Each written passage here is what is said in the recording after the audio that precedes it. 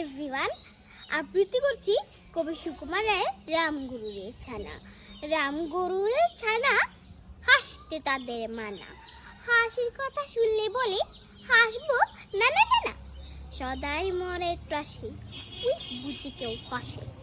এক চোখে তার মিটমিটিয়ে তাকায় আশেপাশে। ঘুম নাহি তার চোখে, আপনি বুকে বুকে। আপনার গায়ে হাসিস যদি, মারবো কিন্তু তোকে।